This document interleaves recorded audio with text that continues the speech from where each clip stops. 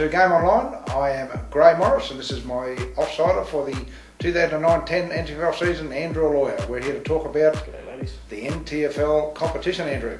Oh indeed, look, let's jump straight into it. St Mary's, last year, mate, they were something extra special. They've got a track record the last 2 years, which is second to none, quite literally. New coach, can they do it all again?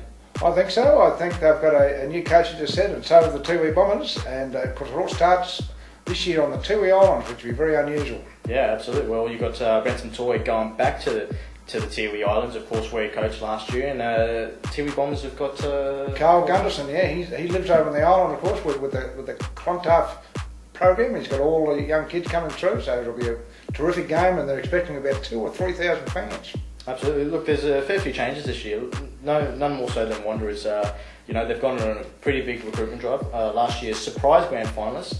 I personally know that Liam Patrick is going to be heading up to Darwin to the NTFL to play in the senior competition for the first time, the Larger Manu Lightning Bolt. You know a few other lads. They're recruiting down to Victoria, aren't they? Yes, I've got one. S. Motlop was down there. Shannon Motlop was down there in the off-season. Of course, he's brought quite a few back with him, and I can tell you the buzz is on at Wanderers. They are looking for their first flag since 1993. Look, there's a bit of back to the future going on. Southern Districts just picked up Majo. Yes, the former Thunder coach is back at his old stomping ground at Fred's Pass. It'll be very interesting how they go out there, and I'm sure Majo will have them primed.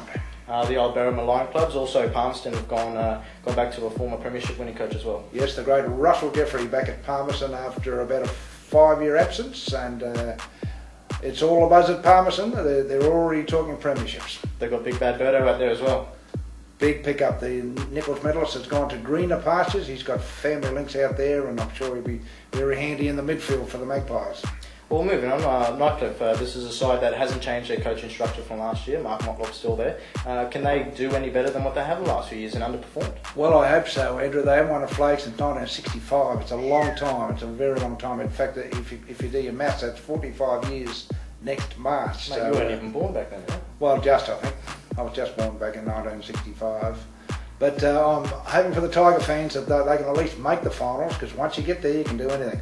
Another great club that narrowly missed out in the finals last year was Waratahs. They did do a coaching change. Player coaches, do they really work in the NTFL anymore? I think so, and I think someone like Lincoln Withers, who's very hard at the ball and a must-win type of player, will definitely have them firing up.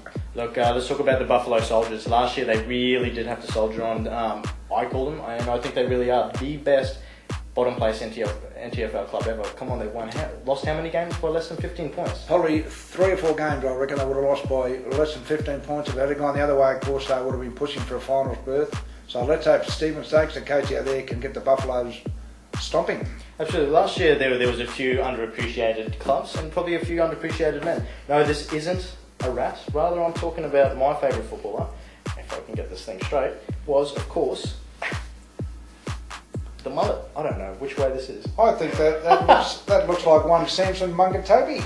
Mate, how did this guy... It's an absolute travesty that this guy, young Samson, didn't even poll a vote in the Nichols medal count. He was Tiwi's best. The umpires missed him. The excuse I got for the men in white, or the men in green nowadays, was they didn't notice him amongst all the Tiwi boys. Mate, where's he at? Is he going to play at Waratahs? Is he going to play at Saints? Is he going to stay at the Tiwis? I don't think even he knows. Well, that's the big question, Andrew. I spoke to him at the end of last season. He was talking about going to Wanderers, but I've heard whispers now about St Mary's and even Darwin. Oh, bugger me. Well, look, there's certainly a lot to talk about next week, which I think we're going to do the preview proper of the first round. So I guess that's over and out from Game Online Issue 1.